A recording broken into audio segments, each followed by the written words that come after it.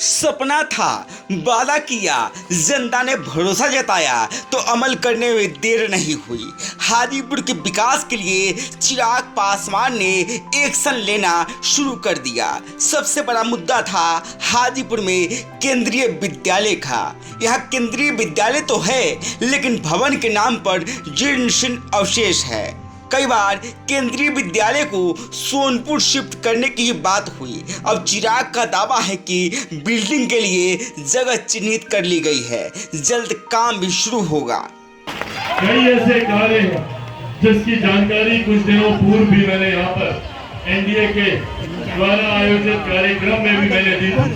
केंद्रीय विद्यालय को लेकर उस पर हम लोगों ने काम करना शुरू कर दिया।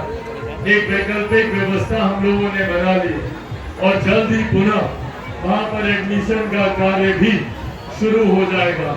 रेलवे केंद्रीय विद्यालय का एक अपना भवन हो, इसको लेकर अभी परसों ही हमारी मुलाकात रेल मंत्री से हुई है। उनके समक्ष हम लोगों ने प्रस्ताव रखा है, जल्द रेलवे की जमीन पर केंद्रीय विद्यालय का एक अपना भवन होगा, ताकि भविष्य में पठन पाठन में जो दिक्कत है उसका निर्माण कार्य शुरू होगा। सिर्फ केंद्रीय विद्यालय ही नहीं, चिराग का दावा है कि हाजीपुर में हर वो काम होगा जिसकी यहाँ जरूरत है। कई कामों की शुरुआत बहुत जल्द ही शुरू होने वाली है। बस स्टैंड को लेकर हम लोग को दिक्कतें आती है, पर हमने की है बहुत सकारात्मक बातचीत शुरू हो गई है। उम्मीद करता हूँ कि जल्द हाजीपुर में अपना हम लोग का यहाँ बस स्टैंड होगा। यहीं बगल में ही हम लोगों ने जमीन को चिन्हित किया है। बहुत जल्द यहाँ पर अपना ऑडिटोरियम भी हम लोग खोलने जा रहे हैं, ये वादा भी आप लोगों से करता हूँ। ये कुछ ऐसे कार्य हैं जिसमें तत्काल प्रभाव से, क्योंकि चुनाव के दौरान भी केंद्रीय विद्यालय को लेकर, बस स्टैंड को लेकर, ऑडिटोरियम को लेकर ये तमाम विषय आए थे। यहाँ पर सीवर की सफाई को लेकर भी, उस पर भी हम लोगों ने पहल शुरू कर दी है। उसकी सफाई को लेकर ये तमाम विषय जो तत्काल प्रभाव से हम लोगों ने जिस पर कार्य शुरू किया है, पर ये अभी शुरुआती दौर के कार्य हैं। कई ऐसी बड़ी योजनाएं हैं जिस पर हम लोग चर्चा कर रहे हैं। भारत सरकार में हमारे प्रधानमंत्री आदरणीय नरेंद्र मोदी जी के द्वारा मुझे फूड प्रोसेसिंग की, खाद्य प्रसंस्करण की के विभाग की जिम्मेदारी दी गई है।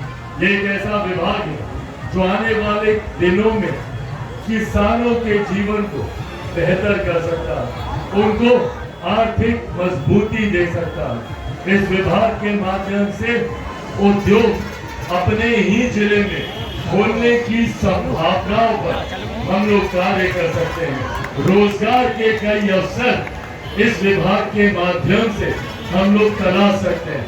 इन तमाम चीजों पर केंद्रीय मंत्री बनने के बाद मैंने प्रयास शुरू किए।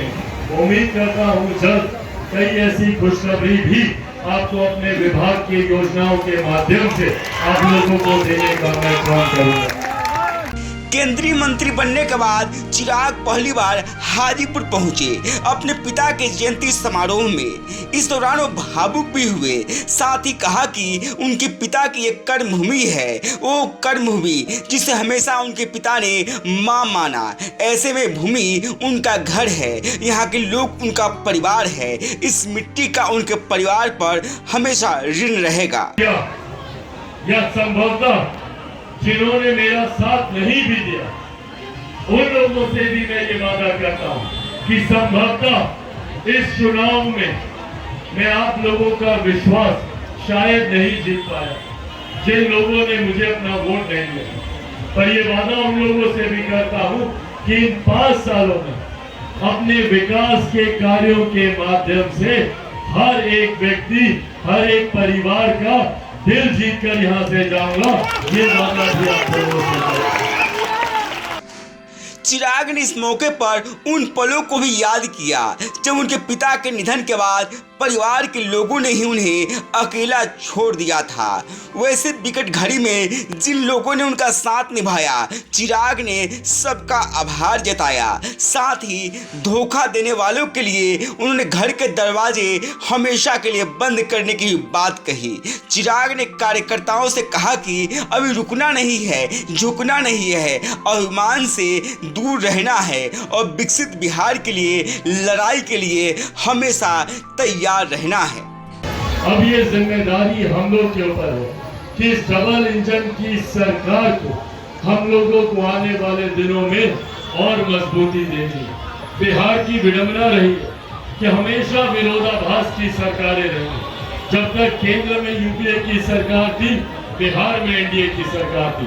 जब बिहार में हम लोगों की जब केंद्र में हम लोग की एनडीए की सरकार बनी तो बिहार में महागठबंधन की सरकार। आज लंबे समय के बाद केंद्र में भी एनडीए की सरकार है, बिहार में भी एनडीए की सरकार है। केंद्र में सरकार का नेतृत्व हमारे प्रधानमंत्री आदरणीय नरेंद्र मोदी जी कर रहे हैं, तो बिहार में इस सरकार का नेतृत्व हमारे मुख्यमंत्री आदरणीय नीतीश कुमार जी कर रहे हैं। ऐसे में अब ये हम लोगों की जिम्मेदारी बनती है कि इस डबल इंजन की सरकार की श्रृंखला को हम लोगों को बनाए रखें। जब दोनों सरकारें एक तरफ पर होती हैं तो कार्य धरातल पर उतारना आसान होता है। स्थानीय प्रशासन की काफी मदद इसमें हम लोगों को मिलती है। ऐसे में ये परिस्थिति आने वाले दिनों में भी बनी रहे। आने वाले दिनों में विधानसभा के चुनाव के परिणामों के पश्चात भी इसी परिस्थिति को हम लोग धरातल पर उतारें, ताकि अगले 5 साल बिहार में विकास से जुड़े हुए कई ऐसे कार्य जो विभिन्न कारणों से लंबे पड़े हैं, उसको हम लोग धरातल पर उतार सके। इस सोच के साथ अब हम लोगों को काम करने की जरूरत है। एनडीए गठबंधन के एक एक कार्यकर्ता से यह आग्रह करूंगा कि अब चुनाव ज्यादा दूर नहीं है।